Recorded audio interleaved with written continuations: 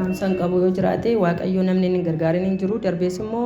namoonni baay'een akkuma koo waadaa galee namni badu jira ani gaafa waa'ee maatii kootiif jedhee waadaa galee tan bahe lafa kana garuu namoota dura dhaabbadee dhugaa ba'uu sodaadhee waggaa 2 guutuun kana baadhee taa'e amma immoo isa kanarrattis deebi'ee torbanarraa isan deema naan baaneen torbanarraa dhugaa baatiif lafa kana kan dhufe iddoo kana akkuma kanatti ka'ee dhaabbachuu sodaadheen akka nama galfata wayii nama harkaa birrii wayii fuudhee nyaateen sodaadhee qixa sanan ta'an ture baay'eetuun sodaadhuun ka'ee galee namoonni galfata waaqayyo isinitti kennee kan isaa galatuma waan ta'eef dhugaa ba'uun sodaatiin akka konteenaa jechuun barbaada kanuma dhadhaamsa. Altiraasaawundii sana hojjechiisee gaafan geessu nyaati daa'imaa qannasee jira. Kanaaf iyyuu bakka amma rifeer ta'uu qabdaati naan jedhanii mucaa gosa kanas qabadheen deeman guyyicha mana cufee bakka rifeer na godhanii yeroo sana ambulaansiin nageessanii achi deemee gaafan gaggaafadhu bakka ati amma qaxaroon kee ga'utti iyyuu ganaas turuu dandeessaa naan jedhanii yeroo sana ji'a 14 reefu garaatti baadheen jira. Amma qaxaroon kee ga'utti ji'a 3 ol turuu qabda dandeessa addanaa naan jedhan namoonni akka koo keezii akka kan gootii qabanii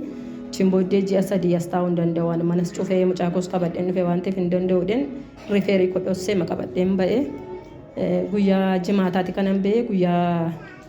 jimaataa ba'ee guyyaa facaasaa kadhannaa iddoo kanan dhufee naaf kadhatame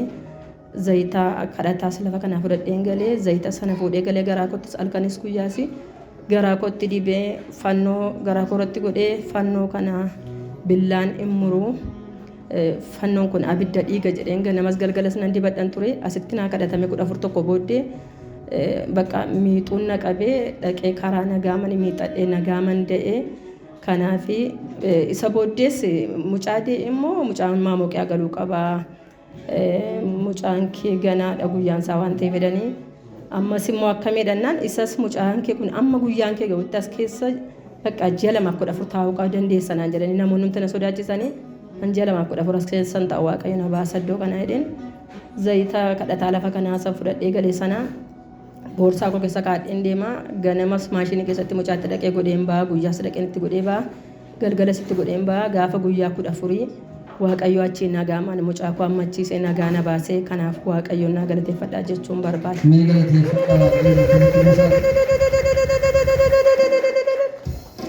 Maatii kee biyyaa rakkina maaliif ga'ee ture lafa kanatti waa'ee footoo sanaa waaqayyo maasiin jedhee akkamitti si kadhatame maatiin kee akkamitti walumne isa baay'ee akka ta'utti. Guyyaa sana isaanii abbayyeen koo nama baay'ee nama guddaadha jaarsadha baay'ee dulloomaniiru haaluma nageenyaadhaan qabamanii haala nageenyaan qabamanii guyyaa kamisaati kan isaan achi baay'ee qabamanii guyyaa kamisaa sana qabamanii bakka silkii irratti bilbilina haala rakkisaa keessa jiru minaamin nuun jedhame. Onoolisaa wallaaleetuma jenteenyu guyyaa jimaataa sana baay'een na'ee footoo isaanii ta'e tokko jira isuma fudhadheetan mana duubaatti yeroo sana iddoo waaqeffannaa kun achitti fudhadheen sagantaa xumuraa irratti kadhachaa turame yeroo sana fidadheen dhufe bakka maatiin kee already ba'aniiru ati galataaf deebitaa dhugaa bahi garuu naan jedhame guyyaa qidaamee gaafan bilbilu ba'aniiru sa'aatii 5 keessa warra qabaman kee isaantu dura ba'ee jechuudha. Jimaata kadhachiiftee fi kamisa qabamanii qidaamee ba'an. Qidaamee ba'an. Mee galateeffadhaa lafa latti buusaa waaqayyo.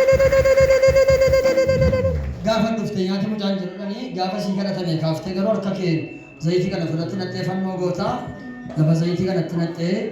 billaan immoo irratti kadhachaa turte akkuma kana sii ta'e. Akkuma kana naa ta'e waan tokko hin taane namoonni achi na duukaa ji'a 7tti da'an iyyuu akkamitti miixuu namni ji'a 7tti miixuun itti dhufuu hin danda'u kan kee walumaa gala ji'a kee dogoggorte ati akkamitti miixattee deesse hundumti keenya opereeshiniidha nuti jedhanii ani garuu waaqayyo na gargaare.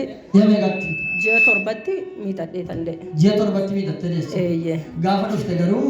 isaaniiyyuu miixuudhaan deessuudhaan. Gaafan dandufe miixattee da'uus hin dandeessu opereeshinii taataa akkasittiidhaan opereeshinii si gochuu danda'uudhaan rifeerna godhan addanaasi. Achi majammarii lallabaaf gaafa kaatanis billaan sirran ga'u billaan akkamittiin dubartoota bara kooti keessa bira billaan ga'a dubartooti bara yeroo akkasii miixatanii da'aa turani akkamitti jettanii tursitanii margaara koo qabdeen kadhachaa turtanii waaqayyo akkuma isin naa kadhatanitti naaf xumuree miixuudhaan ji'a 7tti da'e jechuudha. Galateeffadhaa warra dhageessanii namoonni amantaan kan keessanis galata haaraa isiniif haa ta'u. Gooftaan isa gargaara isa nagaan akka harkatti baattu